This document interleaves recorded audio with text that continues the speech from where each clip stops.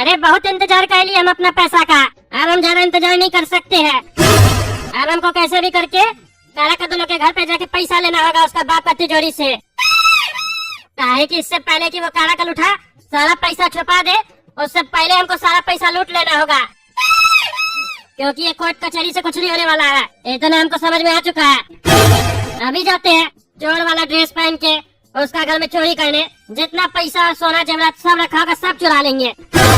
उस कद्दू का छोटा बेटा गोरा कद्दू अपने आप को कट्टे वाला गुंडा समझता है ना, हमारा घर में डकैती किया था ना, अब टकला नेता भी उसका घर में डकैती करेगा। अभी जाते हैं और डंडा लेके जाएंगे, अगर वो काला कल उठा देखा घर पे तो उसको मार के भी आएंगे। अब टकला नेता तुमको कोई नहीं पहचानेगा।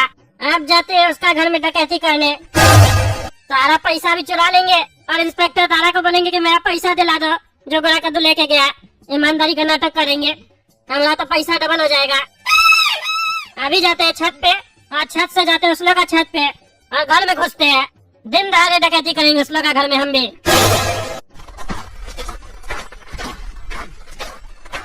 अरे तुम लोग कौन है और यहाँ क्या कर रहा है? अरे हम लोग के बारे में छोड़ो, तुम कौन है? तुम यहाँ क्या कर रहा है? चोर लगता है ये साला, चोरी करने आया है इस लोग का घर पे। अरे साले हमको चोर बोलता है, अपने चोर है तुम लोग। कहाँ है काला कद्दू का घर पे?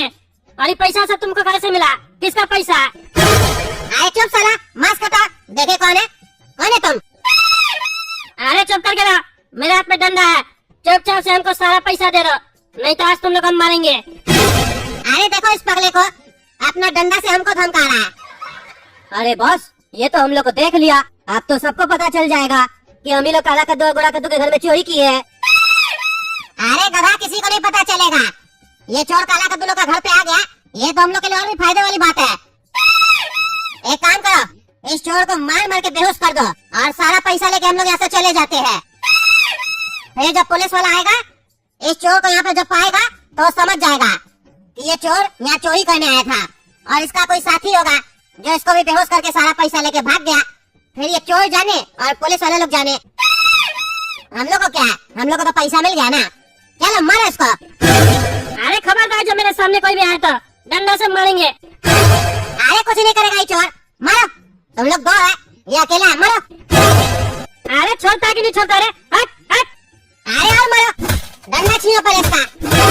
अरे हमको डंडा से क्या मारा? छोड़ो छोड़ो हमको, छोड़ो हमको। चलो रे, चलते हैं यहाँ से, इसको यहीं रहने दो। और एक काम करो, एक नोट का गड्ढी इसका हाथ में पकड़ा दो और यहीं रहने दो इसको तिजोरी के सामने। कोई भी देखेगा इसको यहाँ तिजोरी के सामने, आपने समझ जाएगा कि ये चोर था, घर खाली देख के चोरी करने आया था।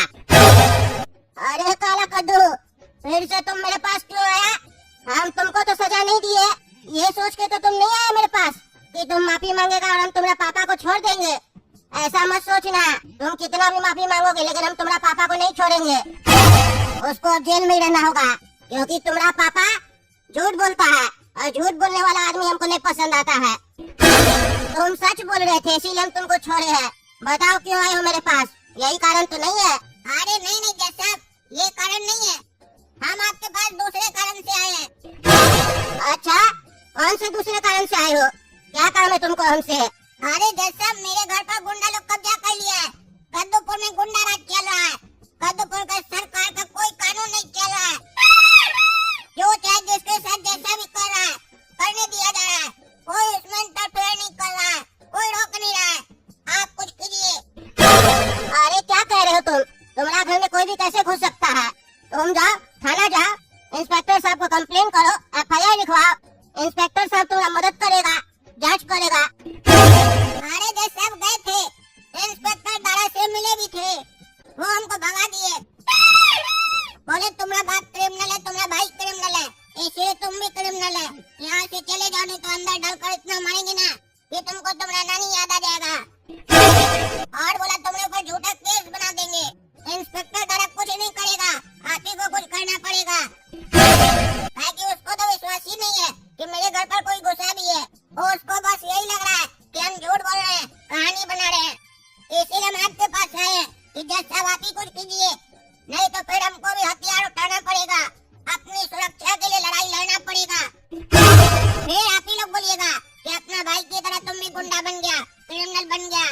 और एक चेतावनी भी दे रहे हैं जज साहब, घोड़ा कद्दू तो खाली हथियार उठाया था, हम काला कद्दू हैं, हथियार चला भी सकते हैं और इतना चलाएंगे ना कि गोली नहीं गिन पाइएगा आप लोग। अरे चुप रहा तुम, चुप रहा, ज्यादा बोलता है। गोली चलाएगा और हम गिन नहीं पाएंगे, हथियार उठाएगा तो अंदर डाल देंगे, समझा? ज्यादा बोलता है। ये बात सही है तुम्हारा इंस्पेक्टर दारा, तुम्हारा मदद नहीं किया, तुमको गुस्सा आ रहा है, इसका मतलब ये नहीं है कि तुम गुंडा बनेगा। तुम शांति से बैठो, इंस्पेक्टर दारा को हम बुलाते हैं, उसके बाद उसका क्लास लेते हैं। काहे नहीं तुम्हारा मदद कर रहा है, बहुत ईमानदार बनता है ना वो, देखे कितना ईमानदार है, हमसे ज्यादा ईमानदार हो गया है क्या वो?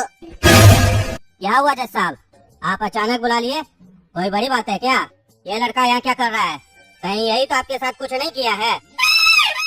बताइए हमको, अगर ये कुछ किया है तो उठाकर अभी ले जाएंगे थाना में, डालकर इतना लाठी मारेंगे ना, ठीक हो जाएगा ये। अरे नहीं, कुछ नहीं किया। पहले बात सुनो, अपने मन से बकवास मत करो, समझे? ये जो लड़का है, ये तुम्हारे पास आया था ना, कंप्लेन किया था कि इसका घर में कोई गुंडा लोग घुस गया, तुम काहे नहीं इसका मदद किया? अरे जज साहब, कहाँ आप इस क्रिमिनल लोग का बात में आ जाते हैं? ये और इसका पूरा परिवार क्रिमिनल है, कभी भी कुछ भी आपके साथ भी कर सकता है, इस लोग से दूर रहा कीजिए। है लड़का, चलो निकलो यहाँ से, हम भगा दिए तो तुम जज साहब के यहाँ आ गया, कभी मत आना यहाँ पर, नहीं तो ठोक देंगे तुमको वहीं पर। अरे इंस्पेक्टर साहब, क्या बकवास कर रहे हैं आप? हैं? क्या बकवास कर रहे हैं? ठोक देंगे, चुपचाप से खड़े रहिए। आप पुलिस है, गुंडा थोड़ी ना है। आप क्या चाहते हैं, कद्दू में एक और गुंडा पैदा हो जाए, ये भी हथियार उठा ले? आपको इसका मदद करना चाहिए, आप उल्टा सीधा बोल रहे हैं। आपके बारे में तो हम इतना सुने कि आप बहुत ईमानदार है, आज आपका ईमानदारी कहाँ चला गया? ईमानदार का तो पता नहीं, लेकिन आप हमको बेवकूफ लग रहा है। क्राइम बढ़ाने में आप क्रिमिनल लोग का मदद कर रहे हैं। सुनिए जज साहब, अगर हम बेवकूफ होते ना तो इसका कहानी को सच मान लेते, काहे कि हम अक्लमंद है, इसीलिए हम समझ गए कि ये कहानी बना रहा है। अच्छा है, तो तुम्हारा कहने का मतलब है हम बेवकूफ है, कद्दूपुर का जज बेवकूफ है, यही ना? हाँ? नहीं जज साहब, हम आपको बेवकूफ काहे बोलेंगे, आप तो बहुत अक्लमंद है। अरे नहीं बेटा, हमको मत समझाओ, हम सब समझ रहे हैं तुम क्या कहना चाह रहे हो। तुम हमको बेवकूफ कहना चाह रहे हो, हम अपना बाल ऐसे थोड़ी ना सफेद किए धूप में खड़ा होके। तुम्हारा तो सिर्फ अभी कलम सफेद हुआ है, हमारा तो पूरा बाल सफेद है। अब तो ये हमारे ऊपर बात आ गया है कि हम सही और गलत में पहचान नहीं कर सकते हैं। तुम उंगली उठाओ मेरे ऊपर, आज तो हम तुम्हारे साथ चलेंगे, इसका घर पे देखेंगे कि कोई सही में कब्जा किया है कि नहीं, और अगर कोई कब्जा किया होगा तब तुमसे हम क्वेश्चन पूछेंगे। बोलना नहीं, कहानी सुना रहा है। चलो चलिए जज साहब, आपका भी शौक पूरा कर ही देते हैं, चलिए देख लीजिए अपने आँख से, तब आपको पता चलेगा कि ये कहानी बना रहा है कि नहीं। लेकिन वहाँ चलने से पहले मेरा यकीन मानिए कि वहाँ आपको कोई मिलेगा नहीं, और वहाँ जाने के बाद जब आप इससे पूछिएगा तो इसका एक और नया कहानी तैयार होगा, फिर आप उसमें फंस जाइएगा, इसीलिए पहले ही आपको आगाह कर दे रहे हैं हम। अरे चलो ना, वो देख लेंगे हम, चलो। अरे लड़का, तुम तो कह रहा था कि तुम्हारा घर में कोई घुस गया, लेकिन तुम्हारा घर का दरवाजा तो खुला हुआ था और यहाँ तो कोई नहीं है। झूठ बोल रहा था तुम, हाँ? हमको झूठा साबित कर दिया, इंस्पेक्टर के सामने मेरा बेइज्जती करवा दिया तुम। तुमने ऊपर हम भरोसा किए थे। अरे नहीं जज साहब, सही में हमारा घर में कोई कब्जा किया था, लगता है इंस्पेक्टर साहब आपके पास आने से पहले उसको भगा दिए। पागल, इतना मार खाएगा ना अगर मेरे ऊपर झूठा आरोप लगाया तो, मुंह तोड़ देंगे तुम्हारा। देखे जज साहब, कहे थे ना आपको कि यहाँ आकर एक नया कहानी बनाएगा, बनाया ना नया कहानी।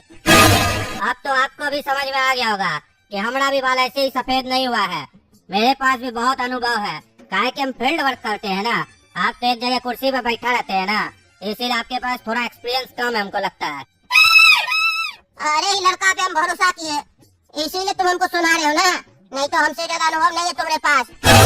लेकिन अभी कमरा सब में कहाँ देखे है, अभी कमरा में भी चल के देखना है, कहीं कोई कमरा में छुप के बैठा हो, अगर कोई मिला ना तब तुमको हम बताएंगे। चलो। अरे ये कौन है, ये कौन सोया हुआ है काला कपड़ा पहन के?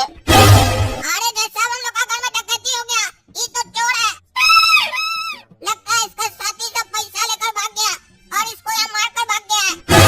क्या जी इंस्पेक्टर दारा, क्या कह रहा था तुमको बहुत अनुभव है, कौन है ये? कैसे डकैती हो गया तुम्हारे रहते हुए कद्दूपुर में? क्या कर रहा था तुम? ये लड़का सही बोल रहा था, यानी कि सही में इसके घर में कुछ हुआ है।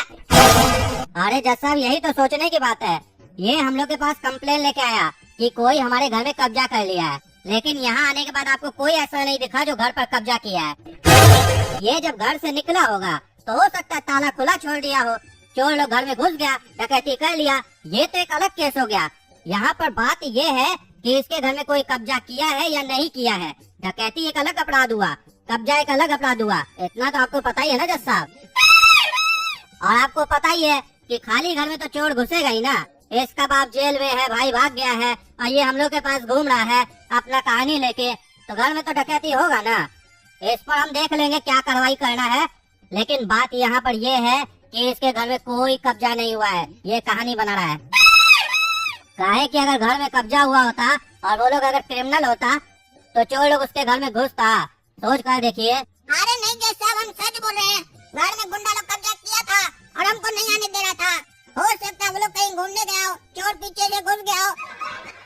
अरे वो तो इस चोर को उठाने के बाद ही पता चलेगा कि आखिर मामला क्या है, कौन इसको मार के बेहोश किया है। चलिए इंस्पेक्टर दारा, उठा के इसको पलंग पे लेटाइए और इसका मास्क खोलिए, देखे तो आखिर ये चोर है कौन। कौन है जो कद्दूपुर में चोरी कर रहा है हमरे रहते हुए।